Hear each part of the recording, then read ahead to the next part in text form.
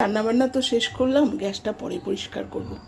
মেয়ের খিদে পেয়ে গেছে, ওর জন্য না আজকে আমি একটা সারপ্রাইজ করেছি। কি করেছি চলো দেখাই, ও যা খুশি হবে দেখে। সারপ্রাইজটা পরে খুলবো, হ্যাঁ। তো আগে খুলছি গরম ভাত, যেগুলো অ্যাজ ইউজুয়াল আর কি, যেটা প্রত্যেক দিনের খাওয়া।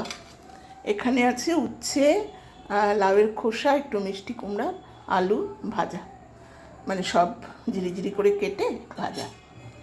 আর এখানে আছে লাউ দিয়ে ষাটি মাছ দিয়ে লাউ ঘন্ট। লাউ না এক খণ্ড ছিল, খুব বেশি ছিল না, সেই জন্য একটু বড় বড় করে কেটে এটাকে মানে একটু একটু ঝোলঝোলও রেখেছি আর কি। ঘন্ট ঠিক বলবো না, ওই তো আর কি লাউয়ের তরকারি। ধনে পাতা দিয়ে একটু জিরে গুঁড়ো দিয়েছি, ব্যাস। আর এটা একটু কালকের মাছের ঝোল রয়ে গেছে। আর করেছি এখানে তেলাপিয়া মাছ, দেখো কত বড় বড় পিসগুলো নিয়ে এসছে উনি। আমি খুব ভালোবাসি তো তেলাপিয়া মাছ, এই জন্য উনি বাজারে পেলেই নিয়ে আসবে। এটা মাথাটা ভেঙে গেছে একটু, একটু সর্ষে বাটা দিয়ে গামাখা করে করেছি। কি সুন্দর হয়েছে না? এই মাছটা আমার ভীষণ প্রিয়। তো যাই হোক, এইবার সারপ্রাইজটা দেখায়। আর তো লেবু আছে। এই হচ্ছে আমার নিত্যদিনের আর কি অ্যাজ ইউজুয়াল যে রান্না সেগুলো।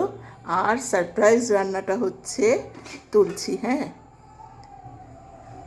দেখতে কেমন হয়েছে বন্ধুরা? গন্ধটা তো তোমাদের শোনাতে পারছি না, ভীষণ সুন্দর হয়েছে। এটা হচ্ছে চিকেন তাওয়া ফ্রাই। ও তো ঝোল ভালোবাসে না, আর এই বোনলেস চিকেন আমার মানে আনা ছিল কিছু, অন্য ওই করবে বলে আর কি, ও বলেছিল এনে রেখো। তো দেখি যে ও তো করলো না, তা আজকে ভাবলাম যে আমিই করে ফেলি। তাওয়া ফ্রাই করেছি,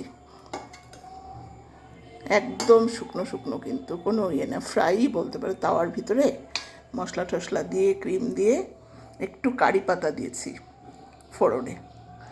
তো এই হচ্ছে আজকে দুপুরের মেনু আমার। এবার মেয়েকে ডাকি।